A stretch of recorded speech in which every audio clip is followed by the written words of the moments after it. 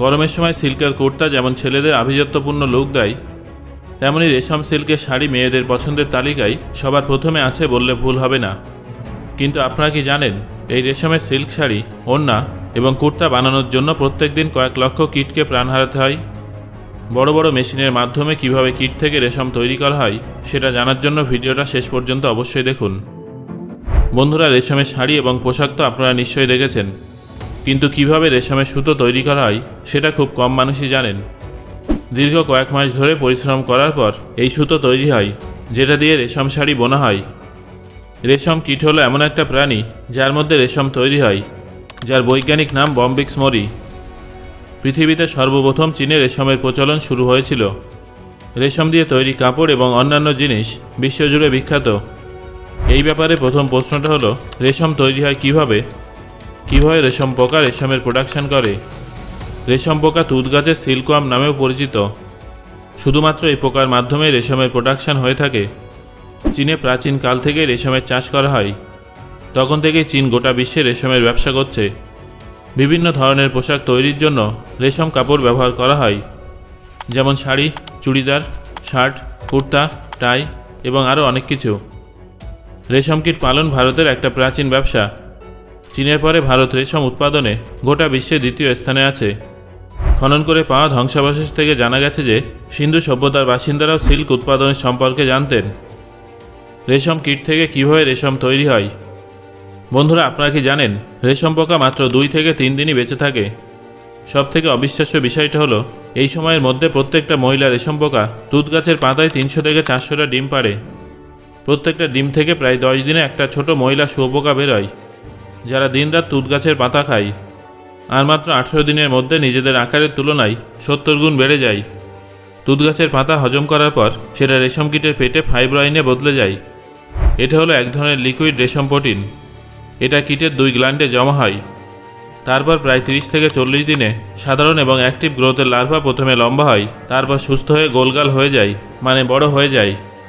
এইভাবে 3 দিন পর্যন্ত এদিক ওদিক মাথা নাড়িয়ে তারা তাদের চারিদিকে গ্ল্যান্ড দ্বারা ডিসচার্জ হওয়া ম্যাটেরিয়াল থেকে একটা দীর্ঘ সুতোর গুলটি তৈরি করে, যেটাকে কোকুন বলা হয়।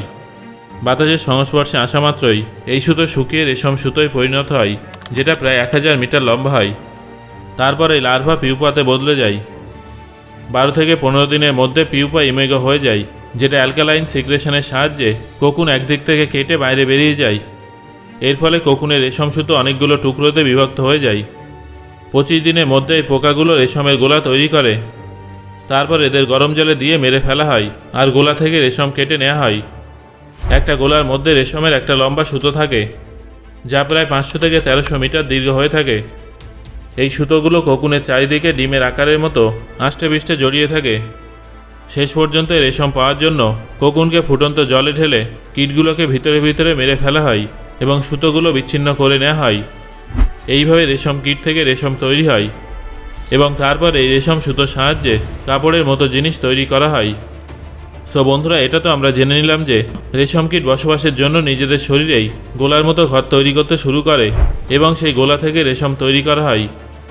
আপনাদের মধ্যে অনেকের মনে হয়তো এই প্রশ্নটা উঠছে যে একটা রেশম সিল্ক শাড়ি তৈরি করার জন্য কতটা কোকুনের প্রয়োজন হয়। বন্ধুরা, একটা টাই বানানোর জন্য প্রায় 120টা কোকুনের প্রয়োজন হয়। এবার আপনারা নিশ্চয় অনুমান করতে পারছেন যে একটা শাড়ি তৈরি করার জন্য কত কোকুনকে মেরে ফেলা হয়। কোকুন থেকে রেশম বার করার জন্য কীটকে জীবন্ত অবস্থায় মারতে হয়। যদি কীটদের মারা না হয়, তাহলে কোকুন বানানোর 3 থেকে 4 দিন পরে কোকুন হোল ছিঁড়ে বাইরে বেরিয়ে আসে, যার ফলে রেশম সুতো নষ্ট হয়ে যায়। সেই জন্য কোকুন গরম জলে ফোটানো হয়। এই হোলের ভিতরেই কীটটা মারা যায়। তারপর একটা বিশেষ মেশিনের সাহায্যে রেশম সুতো আলাদা করে নেওয়া হয়। এইভাবে একটা যন্ত্রণাদায়ক পদ্ধতির সাহায্যে লক্ষ লক্ষ কীটকে মেরে ফেলে রেশমের সুতো তৈরি করা হয়। বন্ধুরা, এবার রেশম শিল্পের ইতিহাস সম্পর্কে জেনে নেব। প্রায় 4000 বছর আগে চীনের বাসিন্দারা রেশম তৈরি করার পদ্ধতি জানতেন। এই বিষয়ে একটা রোমাঞ্চকর কাহিনী ভীষণ জনপ্রিয় হয়েছে। বলা হয় যে চীনের রানী শিওশেং একবার ভুলবশত রেশমের একটা পোকাকে হাত ধোয়ার বাসনে রেখে দেন। পরের দিন তিনি দেখেন যে ওই বাসনটা থেকে রেশমের সুতো বেরোচ্ছে। সেটা দেখে তিনি রেশম কীট পালন করতে শুরু করেন এবং সেই সুতো দিয়ে বুননের কাজ শুরু করে দেন। কয়েক বছর পর্যন্ত চীনের বাসিন্দারা রেশম কীটের রহস্য লুকিয়ে রাখে এবং সেই জন্য সারা বিশ্বের ব্যবসায়ীদের রেশম সুতো কেনার জন্য চীনে যেতে হতো। রেশম কীটের রহস্য সবার প্রথমে 3য় শতাব্দীতে জাপানের বাসিন্দারা জানতে পারেন।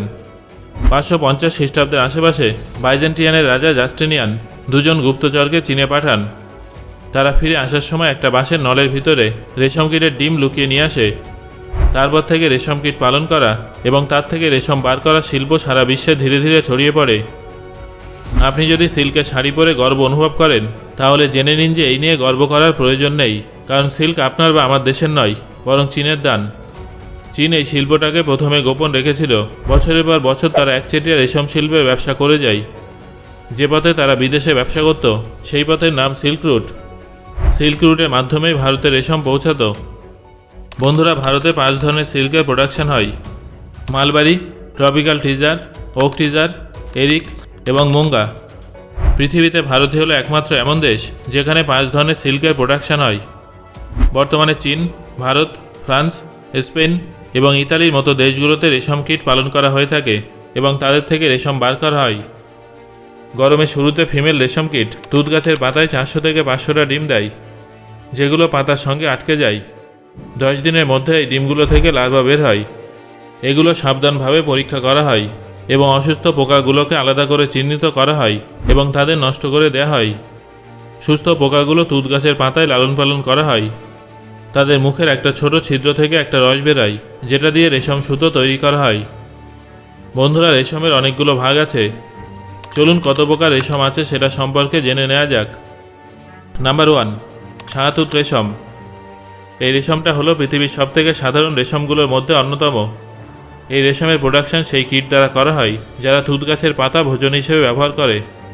এই রেশম কীট সম্পূর্ণভাবে পোষ মানে এবং এদের ইনডোরে পালন করা হয়। এই রেশম ব্যবহারের নেতিবাচক দিকটা হলো এর উজ্জ্বলতা টিকিয়ে রাখার জন্য অনেক দেখাশোনার প্রয়োজন হয়। Number 2, tussar silk. তসর রেশম হলো এক ধরনের বর্ণ রেশম, যেটা তুঁত গাছের কীট ছাড়াও কাটারপিলার দ্বারাও তৈরি করা হয়। শাহতুত রেশমের তুলনায় এর আলাদা বিশেষত্ব আছে। এই তসর রেশম জঙ্গলে প্রডিউস হয়। জাপানের তসর রেশমের কীট সবুজ রঙের সুতো তৈরি করে।